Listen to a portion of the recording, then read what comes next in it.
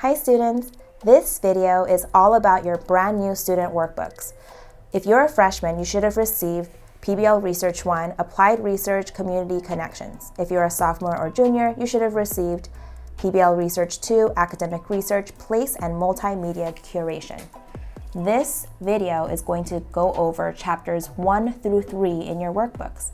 We will be uploading videos for every single chapter on Canvas, and we will also be putting up templates, resources, and tools that will help you along your PBL journey over the next few months.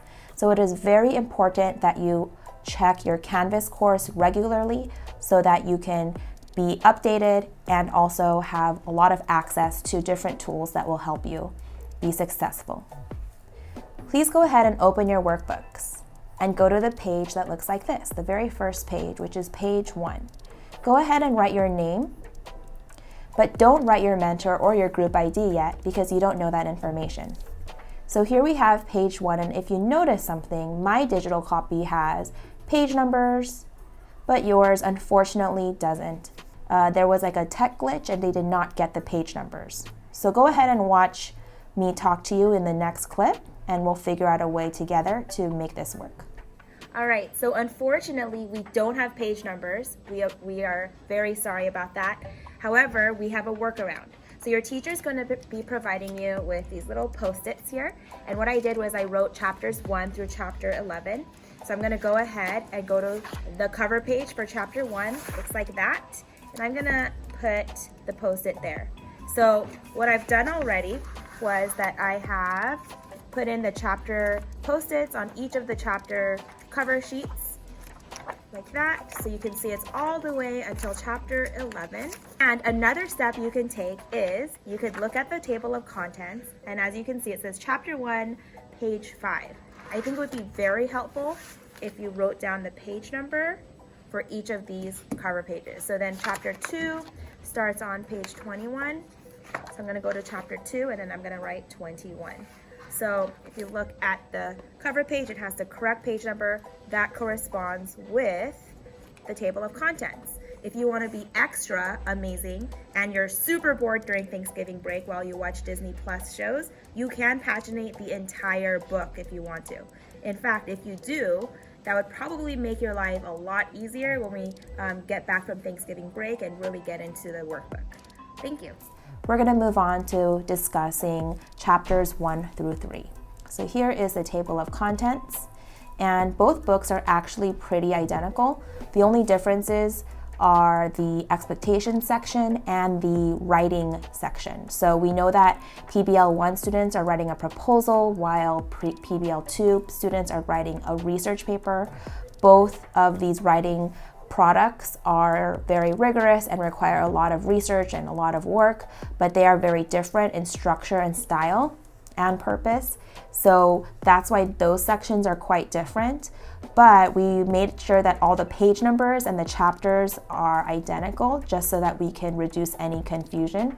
So you will be in cohorts of different grade levels. For example, if you chose a visual and performing arts topic, you might be in a group of freshmen, sophomores, and juniors, but some of you guys may be having to do the PBL 2 course while others will be doing the PBL 1 course, but you'll all be doing the same kind of topic genre. So we wanted to make sure that some things are pretty consistent so that we can reduce confusion.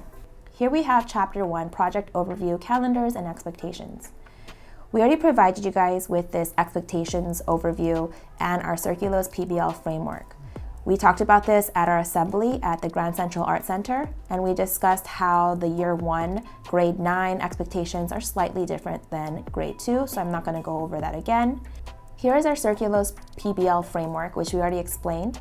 It is multi-layered and multiple things happen at the same time. So for example, you could be working on all 5 of these domains at the same exact time, or you may be just working on like exploration and research, which you're probably going to be doing for the next 2 or 3 weeks or so. Let's move on to project process and outcomes. Here you have pretty much 3 major components, right? You have your scholarly proposal, the creative component, and then the exhibition. So the scholarly proposal is not going to be the same for our PBL2 students because you guys have the academic research paper, but you both are going to be doing research. You're both going to be doing a creative piece, and both levels are going to exhibit and present their works at our Círculos Museum exhibition in a gallery space in the spring. This is a super important checklist right here. We made sure that we put little check boxes so that you can check it off as you go, right? So it kind of goes over, okay, if I am a PBL1 student, I need 5 annotated scholarly articles.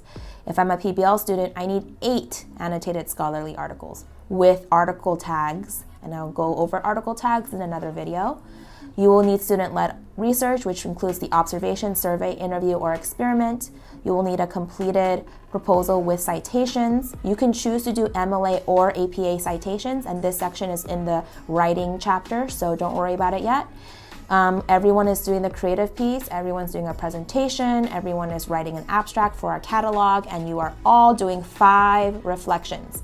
So you must reflect. It's an important process in the learning journey when it comes to PBL. If you just do your project and you never sit and really think about your thinking and think about your learning and what's going on intellectually, what's going on in your heart, what's going on in your ability to collaborate with others, what's going on in your ability to get mentorship and react to feedback and use feedback as a launching point to grow. We want you to stop and reflect multiple times throughout the process, because documenting those thoughts and where you are in each stage of the process is incredibly important. You're going to be able to kind of see your journey over time by reflecting. Okay, let's go on to the project timeline. So the project timeline is identical for both grade levels, for all grade levels, I mean.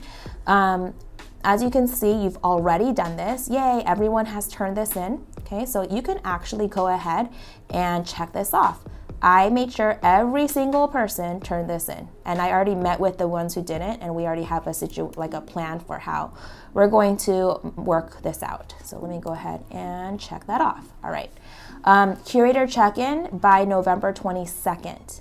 So if you already talked to me by November 22nd, at least one time about your project, whether it's me talking about your proposal or your group or whatever, you can check this off. If you haven't talked to me yet, you can talk to me today or tomorrow during Flex. You can talk to me before or after school during lunch, or since we're running out of time, you can also talk to me the week we get back. That's totally fine, and that'll be our first check-in.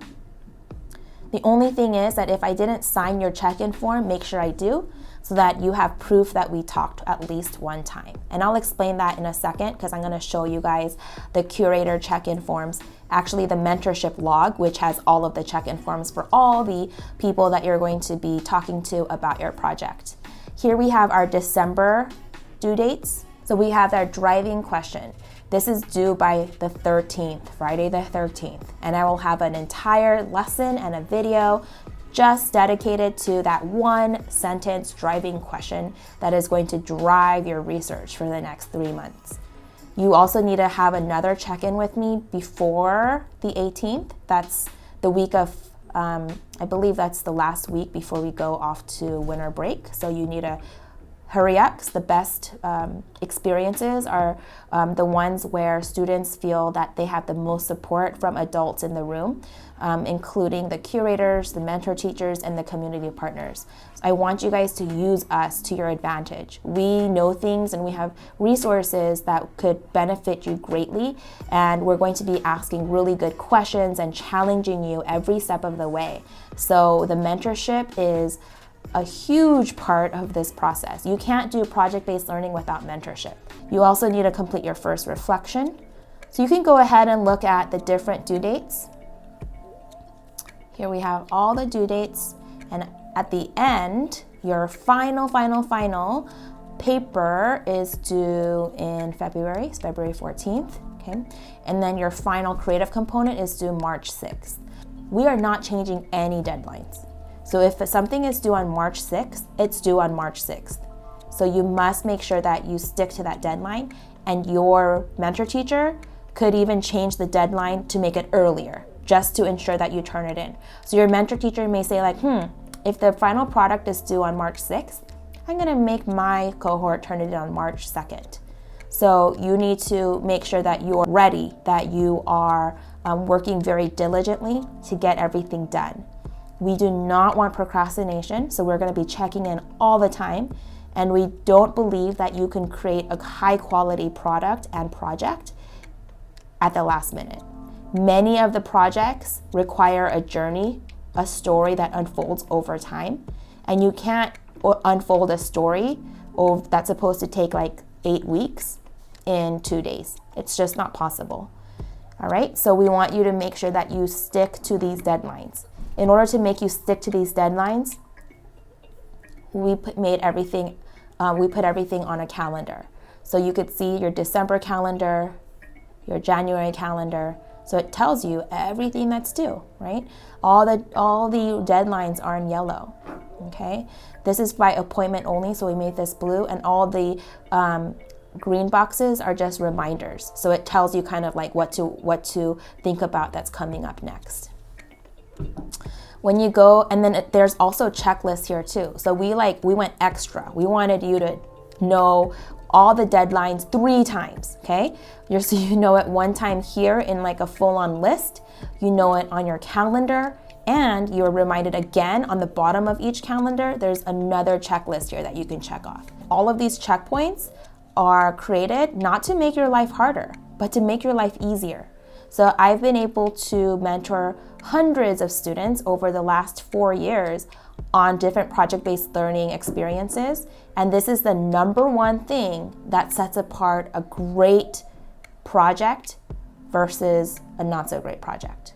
Okay, you can have the best idea and the best team members, but if you guys don't know how to meet deadlines and get things done, then at the end of the day, nothing gets done, so there is no project. And that is not allowed, okay? So in order for you to get things done and to have something that you produce and something you're proud of, something that you can show that impacts the community, something that you can look back on and you remember, we need you to make sure that you follow the deadlines. I know I repeated myself like 17 times, but this is how important it is to follow the deadlines. Thank you. All right, so we're gonna go ahead and move on to project expectations and student mentor parent contract. I want you guys to read this very carefully. It goes over what you are expected to do, the quality of work expectations, okay? If you submit something that's low quality and we know you can do so much better, as your mentors and as people who care about you, we're going to make you revise it and make it better. So it's not like whatever you turn in just gets accepted. There is an entire approval process, there's a revision and feedback process, there's a process in which community partners evaluate your work and give you feedback in the middle of your projects. There's a lot of opportunity to make your work the best work that you've put in, that you can turn in. We also have project process expectations. It's about being scholarly in language and attitude. It's about being prepared for your meeting. So you don't come to a Curator Checkin and say, oh yeah, I didn't do that, okay? You have to have things done. You don't check in with your mentor and say like, oh, I left all of my articles at home, I don't have any of them. And that's not being prepared. We want you to be engaged. So your mentors and myself, we're going to be asking you lots and lots of questions. Mentorship is about the mentor asking you like questions on questions on questions. And you need to be able to answer those questions, and those questions are going to challenge you, help drive your project, and move you forward in your process. We have project outcomes and expectations about what we are looking for, okay? We also have a little section here that we really need your parents to read. It says, during the process of completing this project, I may find that it is necessary to meet with group members or with mentors before or after school or on weekends. That is correct. If you have a group of 3 and the only time you guys can meet is on Saturday morning, you might need to do that. This project cannot be completed solely at school. You cannot complete this project by spending 45 minutes every day. That's just not gonna happen. Sometimes you might have to spend like 3 hours straight, okay? So you need to figure out how to use your time more efficiently and how to use time outside of school to work on this project as well. I am committing to put forth my best effort on this project, spending extra time outside of school when necessary, completing all work by the deadlines indicated on the calendar, attending and presenting at the exhibition in the evening in April, and having a positive attitude throughout the process. All right, so I made a mistake. I was an English teacher, so there's a typo here. It should say, I am committing. Can you guys write that in? Because it's kind of embarrassing. I have a little typo. Thank you. You're gonna go ahead and sign here, print your name here, write your date, write the date today. Do not do this yet. Don't do the mentor signature because you don't know who your mentor is yet. I wrote my little signature here, and then your parent is gonna sign over Thanksgiving break. So you have to tell your parent like, hey, I'm doing this really big project and you need to support me. Like sometimes you might have to take me to school or pick me up a little bit later, or take me to my friend's house so we can work on a project. So that might have to happen, okay? All right, here we go. Círculos, project-based learning, exploration through mentorship, self-assessment, reflection, and revision, chapter 2. I'm gonna talk about mentorship in this video. I am not gonna talk about self-assessment, reflection, and revision. I'm gonna do this in a totally different video because it should be its own segment. Oops, sorry, Miss Salcido is calling me, decline, okay. All right, so we're gonna do this part in another video. So today we're just gonna talk about mentorship. So I explained earlier that mentorship is the number one thing that, in addition to meeting deadlines, so there's lots of number ones, mentorship is super important. It makes your project, the process, everything so much better. So you are going to be meeting 12 times with your mentor teacher who you don't know yet. So this could be Miss Wong, Mr. In, Mr. Santiago, Mr. Garcia, or Miss O. One of them is going to be your mentor teacher, and that's the teacher that's going to go with you to all the spaces every week.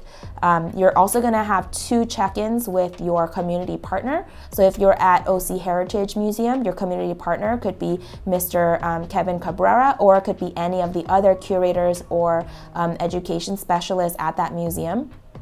You're also going to be required to have 2 check-ins with Mr. Davis and 5 check-ins with me, Miss Park, the curator of projects. So how are you going to prove that you met with us? Through the mentorship learning log. So you have your mentor teacher's name here, and you don't know the mentor teacher's name yet, so don't do this yet. But you basically write out what you wrote about in this section, and then you write the date, and then your mentor teacher writes a comment, and then they initial right here, okay? So you need to do this 12 times over like 4 months. Some of you guys may have to meet more than 12 times, so we're putting this at a minimum. And then you can put some notes here, or your mentor teacher can write some notes as well. We are gonna be checking these, so this is all a grade. To get all of this done is going to give you you're gonna get a score for getting your mentorship log completely completed. Then we have your community partners section here. You only have to meet them twice. Here's the curative talent. He can help you on your podcast, your photography, your exhibition piece, any part of the process. He was also an English teacher. He can help you with anything that has to do with your writing process. Anything you need, if you want Mr. Davis to help you, go ask him. And then we have me. So you're gonna meet with me 5 times. If you already met with me, we can talk about, you can write down what we talked about. Like maybe we talked about your topic and your partners and changing your partner or whatever. And then you can write the date that we talked, and then you can bring this to me and I'll write some comments and sign it as well. So you can have 1 down and 4 to go. So that's the mentorship log, okay? Right here we have the PBL reflection expectations. You are gonna be writing 5 reflections. I'm not gonna talk about this in this video because this video is getting kind of longer than I wanted it to be. So like I said a little earlier, we are going to be making another video on the reflection and self-assessment component of this entire process. So I'm gonna skip ahead because this section is super long, hence the other video that we're going to be making. I'm gonna go to chapter 3. Here we go with chapter 3, project resources. That should be on page 109. So project resources. It's really important that you stay organized through Google. So if you are in a group, we would like for you to create a shared Google folder and to call it, to have a title. Don't make it an untitled folder, please. And also we want you to put everything that your group does in this folder. You need to be extra organized. Everything needs to be labeled and put in the correct place.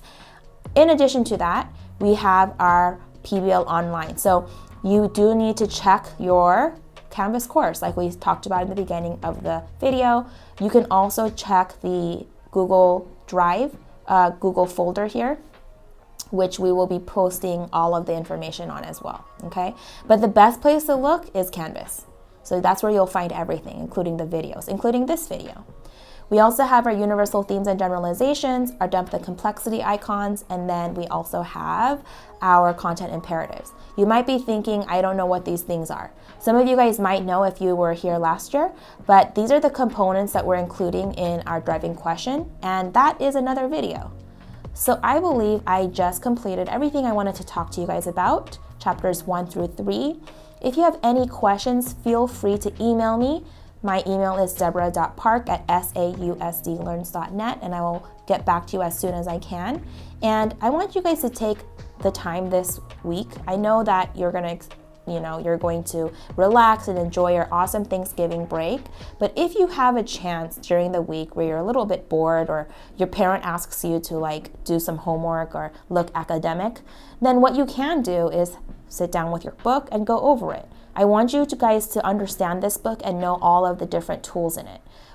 In the past, when I've created books for students, many students have told me how helpful the book was, and a lot of students realize it a little bit too late, where they're 2/3 into the project, and they realize they could have saved so much time by just reading the tools and looking at the templates and the examples and everything that was in the book that they never bothered to look at because the book was too thick.